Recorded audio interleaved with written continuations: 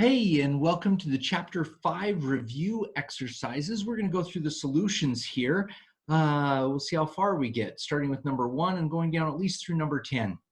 All right, so find the probability of reaching into a fair and mixed bag of marbles with 12 reds, 6 whites, 14 blues, 2 greens. And notice this is a theoretical probability because we're just assuming a fair and mixed bag and we have no experimental data. So we look at this, we add them all up, and we have how many?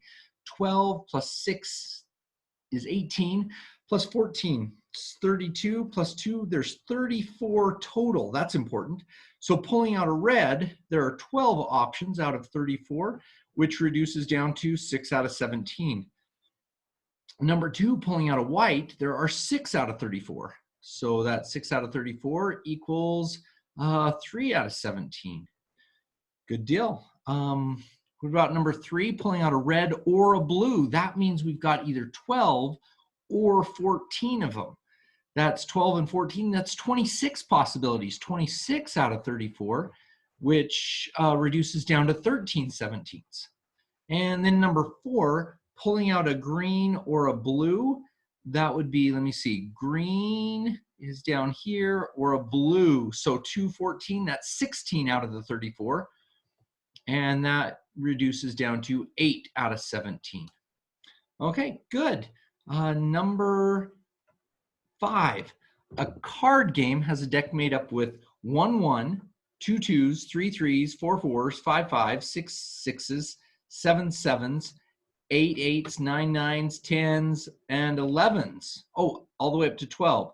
So we got to see, first of all, how much this adds up to, and then we can get a possibility. So 1 plus 2 is 3, plus 3 is 6, plus 4 is 10, 15, 21, 28, plus 8 is 36, 45, 55, 66, 78 total cards here. So drawing a 5, there are 5 of them, so that would be 5 78s. Drawing a 10, there are 10 of those, which is 10 78s. Simplifies down to 5 39ths. Drawing a number less than 7, that would be, 1 plus 2 plus 3, that's 6, 10, 15. From here on up, there are 21 of those. So that would be 21 cards out of 78 that we have a possibility for. And drawing a number that is at least 7, well, that's all the rest of them. So that should be, let me see, 78 minus 21, that's 57. There are 57 of those guys out of 78. Let me see, does that reduce down at all? I think both of these reduce down. If we divide by 3, maybe? Let me see, 78. That looks like, what, 26? So this is actually 7 out of 26, and this is 19 out of 26.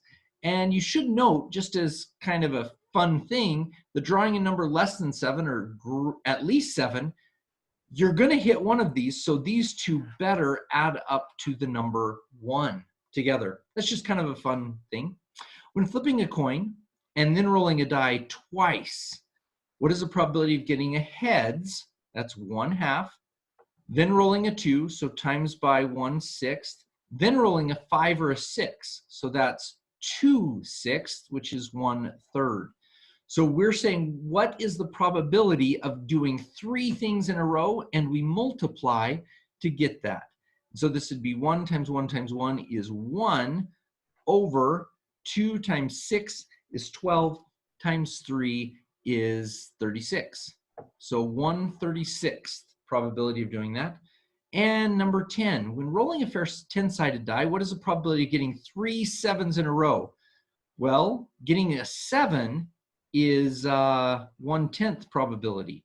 So we're actually going to do that 3 times in a row. 1/10 times 1/10 times 1/10.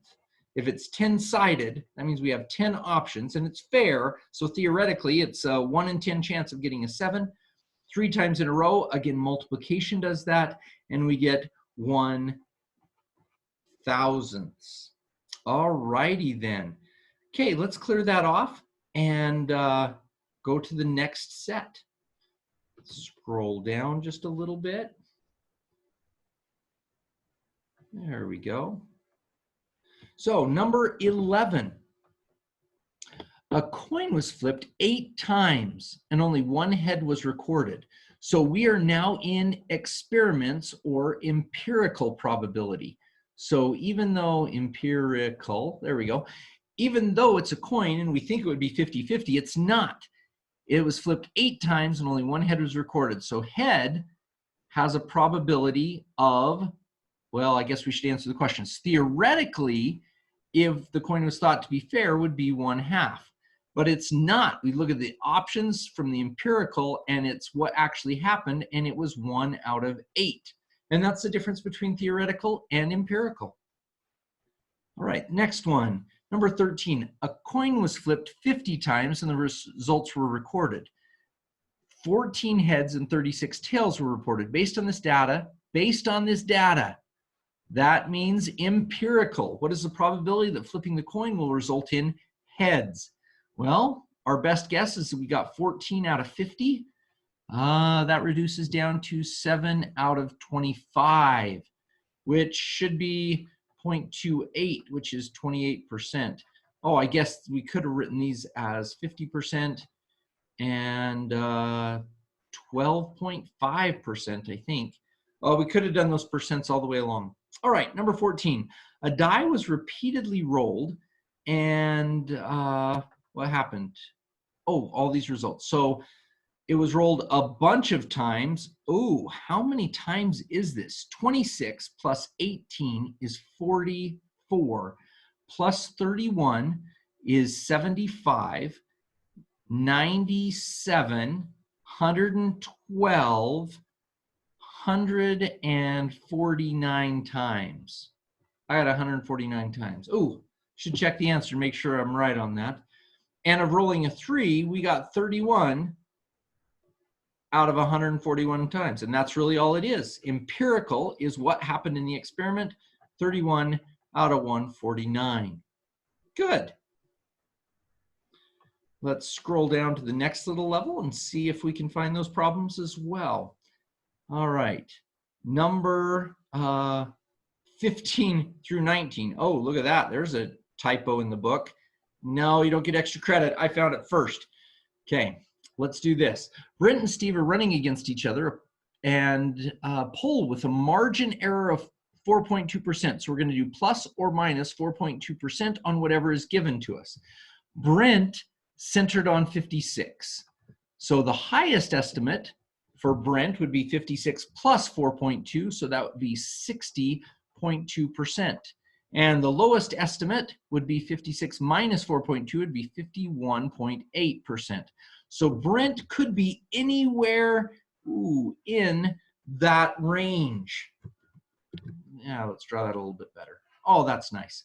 So for Steve, on the other hand, Steve had 44%. So if we add 44, yeah, for the highest, we got to add. So it's 48.2%. And the lowest, we would subtract that and we would get 39.8%. There we go. And so he could be anywhere in this range. Now, the real question is, who is winning in this poll? And, well, even at Brent's lowest and Steve's highest, Brent is still winning. So this poll actually says somebody's winning, and that is that Brent is winning. Good deal. All right, number 20. Subtract these. Oh, add or subtract. This one's going to be an addition problem. That one's going to be a subtraction problem. So we have y squared minus 2y squared. That's negative y squared. Negative 3y minus 7y. That's negative 10y. And positive 5 and a positive 8 is plus 13. All right, number 21. This is a minus sign, so it's got to jump in here. And as I do that, I'm going to put the number over here, plus 2m squared. That guy jumps in there. Negative times a negative makes a plus 6m. And then negative to that guy makes a negative 1. And then simplifying that, that becomes negative 11m squared plus 15m minus 15. There we go. Excellent.